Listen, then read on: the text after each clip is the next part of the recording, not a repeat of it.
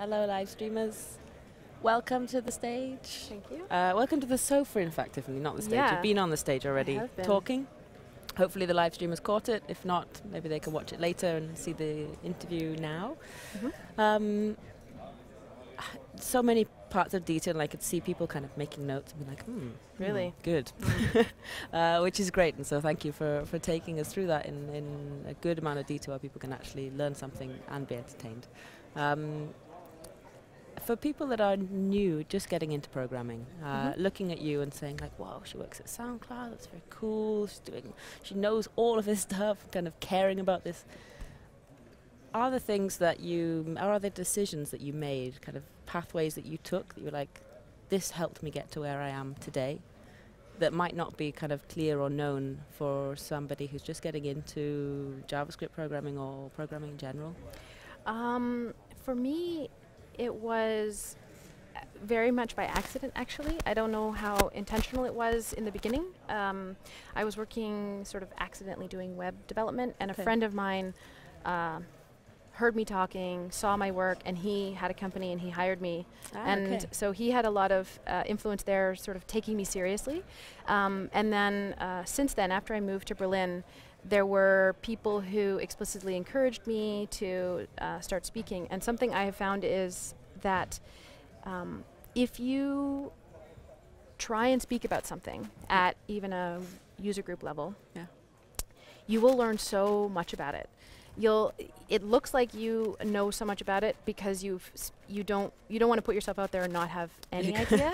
So you I know about these things. Yeah, so you actually end up digging into something and having actually a way deeper understanding than if you had just brushed against it in your work. So if you want to learn about something, actually propose a talk on it, and then go learn. You'll be forced to learn it. Yeah, that's great advice. Very good tip. And how long have you been in Berlin?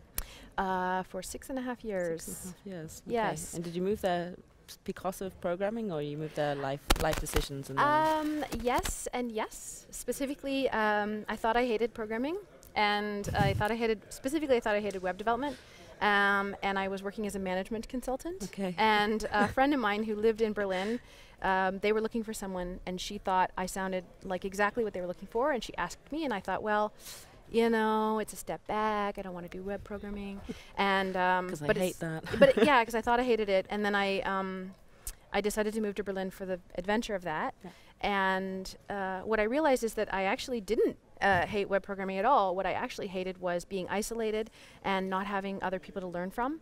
And my previous work, I had been isolated and there were no one to turn to. So in Berlin, there's not only the people I worked with, but a whole community of people.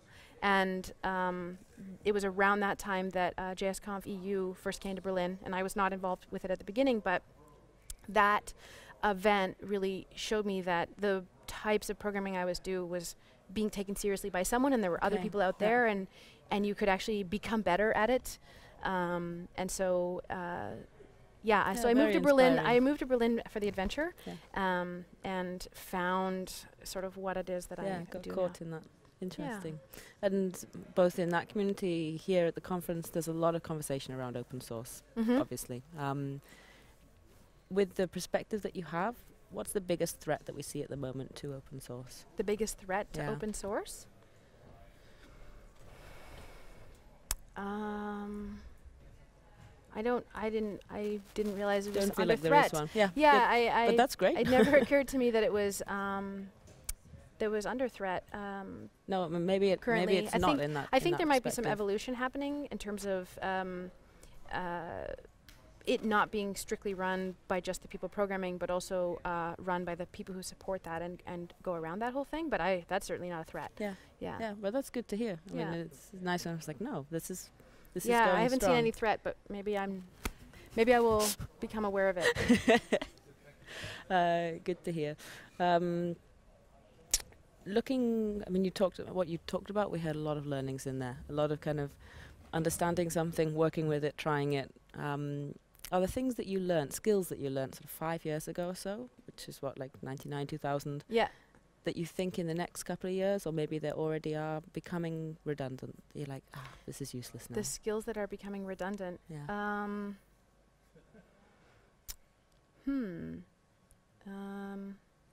every hack that I ever learned for IE 5, definitely becoming redundant. I mean, this is like technology is moving, and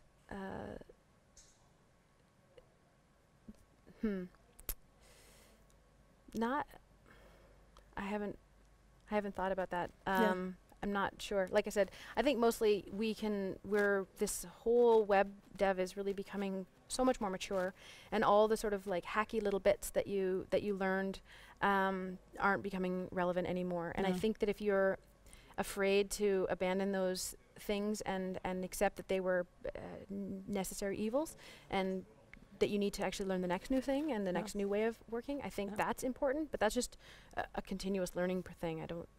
That's a little about learning how to learn and work as well. Learning right? how to learn, learning how to see like, oh, that excites me and I'm going to pursue it because it's exciting, versus that doesn't excite me and it's not my area of expertise and I can't learn everything, and actually setting things aside. Yeah, so very important. that's also important. Very important. And you mentioned the JS kind of EU conf and the community there. What are things that you think are happening there? So there's so many JS kind of communities around the globe that are great at connecting. What's happening there that could be influencing the kind of wider JS community? There seems to be just so many events going on, and to me, it's really clear that you don't actually have to travel quite a long distance to participate in an event, and you also don't actually need to travel to the event to actually participate in it as well. And so I think what you're getting then is a baseline of what is everyone doing, and actually knowing what's happening without having to like spend a lot of money or time going and doing that. Obviously it's fun to travel and meet new people, but the difference between how insane it felt to have a conference with JavaScript in the name just blew my mind at the time. And now they're everywhere. There's I think 5 this month and more coming up. Berlin felt like a sea of JavaScript developers for a week. And if you count all the ones with front in the name as well, you've got like Cold Front is coming up, and Full Frontal and Front Trends and all these events. It's just and is it too many?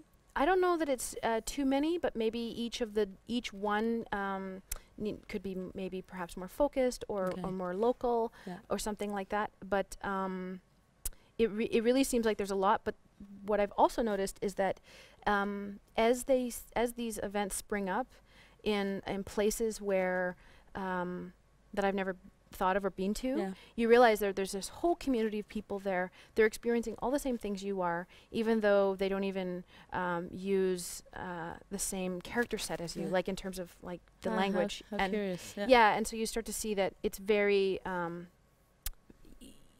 global, everything that's happening. Like there's a JS Conf Asia, and there was one in South America. So you start to see that there are all these communities of people, and they're all doing the same thing.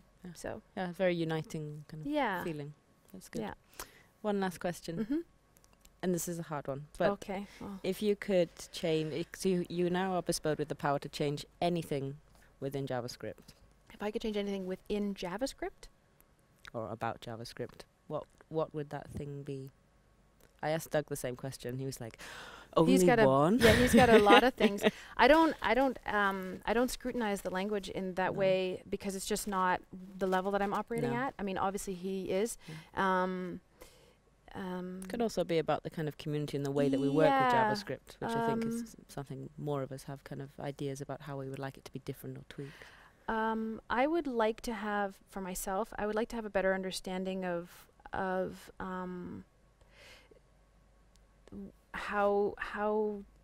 what exactly do I need to adapt to move to mobile? Because what I do is very much sit down at your desk.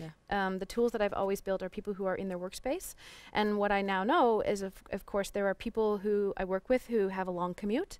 And they actually pull out their laptop or their phone to use these tools I've been making. And I did not have that use case. And I'm like, as people want to be moving around in spaces. So a lot of people ambiently just doing kind of checking in even and productivity tools that you think of as being at your desk tools need to be mobile, because people might want to, do it while they're waiting for a meeting to start or Yeah. while they're traveling to work. Although I think that if you're doing it while you're traveling to work, maybe you need to, I know some good podcasts you could listen to or books you could read. Readdress that time. Yeah. So for me, it's not very super clear. I mean, for myself, because I've been so focused on a relatively small group of people who use my products that I haven't personally had the time to really branch out. And of course, I'm thinking a lot about my peers. Yeah. I mean, you have this very dedicated job and reason for you kind of delving into this. And I think that's a good thing. Yeah, it's hard to justify when you're in a job and you want to be good at it. It's really hard to like see what else is out there and try those things out and move into that space. Yeah. Like, do you get better at what you're doing, or do you go broad? Or I guess this is why conferences are also very nice kind of places to go and mix all that up. Yes, Yeah. true. Fantastic. All right. Thank you very much for talking to us. Thank you. It's lunchtime. Live streamers, have a lovely lunch, and we'll speak to you afterwards.